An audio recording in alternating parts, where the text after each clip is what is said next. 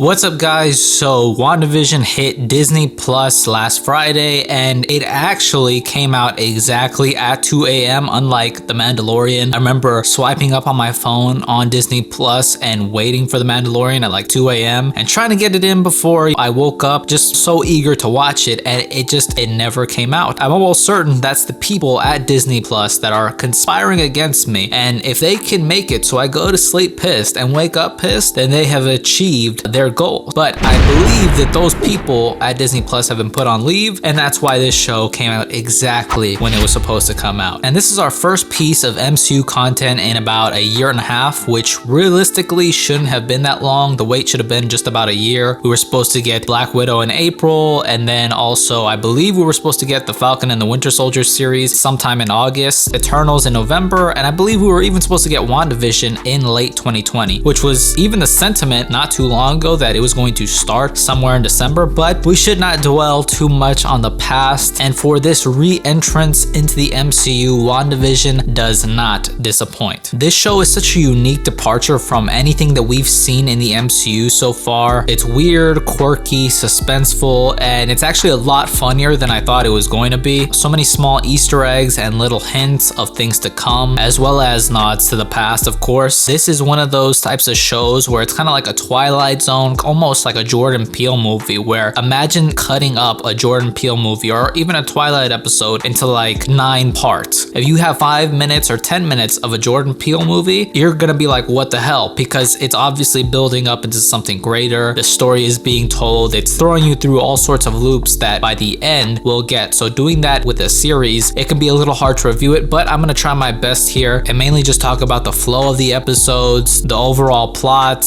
and the little things that I picked up on, and speculate / foreshadow on things that could be coming next. So if you're interested in any of that, let's get right into it. So we start off with the intro of Wanda and Vision as newlyweds moving into their new home in Westview. So the beginning of the whole episode and the story of the episode is basically Wanda and Vision both not remembering a certain special date marked by a heart on their calendar, and like couples do, neither of them wants to admit that the other forgot what the date meant. So that's basically the catalyst for everything that goes on in this first episode. Vision goes to work and actually finds out what the heart meant, which was a dinner with his boss, Mr. Hart, and his wife, and the dinner could mean a promotion, so it's obviously a big deal. Whereas Wanda is oblivious to this. The nosy neighbor, Catherine Hahn's character, comes over and kind of puts it in Wanda's head that it's their anniversary, so Wanda prepares accordingly. And so when Vision brings over Mr. and Mrs. Hart, Wanda comes out dressed seductively as hell, as you know, as Elizabeth Olsen tends to do, you know, look pretty sexy, pretty hot as fuck. So, you know, that's not out of the normal right there. So basically what ends up happening is Wanda tries to whip up a quick meal with her magic while Vision distracts them, so they're none the wiser of who Wanda or Vision is, which is Vision is a synthesoid, Wanda is a witch. Can't let anybody know that. They're trying to keep a low profile and be normal. And I really like how they're displaying Wanda's powers. For all of her time in the MCU, her powers have really just been kind of almost like telekinesis. You know, that red hex magic just engulfs things. She can shoot blasts, she can fly, but it hasn't been portrayed in this way yet, which I really like because she is a witch. She's not only making things float and move around, but she's like teleporting things. She takes a raw chicken, she burns it, and then she turns it back into eggs, which is just insane. That's like some form of like time manipulation, I think personally, which is crazy and nobody's talking about that. So anyway, Wanda finally makes the dinner, and the whole climax of the show is when, and we've seen this in the promos, when Mr. Hart presses them about their story, their background and everything, and Wanda and Vision both can't answer. Mr. Hart actually starts to choke. This is a very eerie and weird moment because Mrs. Hart, which, come on, if you see Deborah Jo Rupp on a TV show who, for all intents and purposes, is the queen of sitcom comedy, you're just gonna call her Kitty because of the 70s show. I was calling her Kitty, I'm still calling her Kitty. It's just her name. Mrs. Hart away, Kitty is here to stay. That's just what it is. It's this moment where Mrs. Hart is like, stop it. And it turns into her trying to kind of play off what's happening to her husband, and then it turns into almost her asking Wanda to stop it, like as if she knows that Wanda can stop it, or if she is referencing somebody off screen, somebody that she believes is controlling everything, and she's just like, please stop it, don't kill my husband. And it's very eerie because it's almost like she doesn't want to upset anyone, that she's kind of in on something. So I think that was pretty crazy. It was so eerie, so weird and creepy and suspenseful. successful. Basically, Wanda says Vision help him. Vision stops him from choking. They're none the wiser. It's like a musical. They do a whole routine and they're jumping on tables, going through parking lots, and then a second after all of that, nobody remembers anything that just happened. Nobody's tired or red in the face. It's just like, oh, we did a whole routine. Nobody remembers that. That's basically what Mr. and Mrs. Hart do, and Vision ends up getting the promotion. And at the end of the episode, it's basically Wanda and Vision, and they make themselves wedding rings to commemorate this as their anniversary because they can't remember their actual anniversary, or even if they actually had one before. That pretty much ends, and the camera like pans out, and it's a like legit TV show being watched on a monitor by an agent of SWORD, which is probably gonna end up being Darcy Lewis. It's pretty crazy that that's happening because there's even credits. Like, it's so, I don't even know if meta is the right word, but it's so meta. It's just very, very weird, and I really like that. This episode obviously was a 50s aesthetic, and I like how they're doing that for the first episode. They're going through the different decades of time, which is just dope. Other little things that I picked up on in this episode was that in the beginning, the first thing that Wanda says when she floats a plate into Vision's head is "my husband and his indestructible head." And as we all know, that is 100% cap. Come on, Wanda, don't do your husband like that. Was that a sly remark? Are you trying to get under his skin? Talking shit to the Viz? Everybody on social media knows about that. Everybody's been talking about that. And that was like the first thing I thought of. I was like, come on, don't lie to him like that. Don't boost your man's confidence like that, because we all know that that is in fact a lie. But yeah, and then also there was a commercial for a toaster. Now I believe in the comics, Vision's actually been referenced as a toaster, like as a joke, but also, you know, it's a Stark Industries toaster, which is just so weird. And it even has the Iron Man charge up kind of repulsor ray sound effect going for it. There was also a slogan on the toaster, which was like, "Forget the past, this is your future," which is so weird, so eerie. Like, what does that even mean, you know? Catherine Hahn's character Agnes pops up and she is just super hilarious. She also has a husband named Ralph, which we don't know who it is. People are speculating that he's Mephisto, but we'll wait and see. I don't know what's going on with Agnes, but Catherine Hahn, I really like that character. And as far as this goes, the first episode, it flows pretty well. It's a little bit slower, a little bit, I guess, weirder because of just like the era that it takes place in, but it's a pretty solid episode. So if we can move on from the first episode, let's head over to the second episode where things pick up. So basically, the first part of this episode takes place with Vision and Wanda in their bedroom, which is the first offense, okay? Vision, you got the Scarlet Witch, you got Lizzie Olsen as your wife, and you're gonna sleep in a separate bed? What you doing, dog? You can't be doing that. You can't be doing that, homie. You got connect those beds together, okay? It's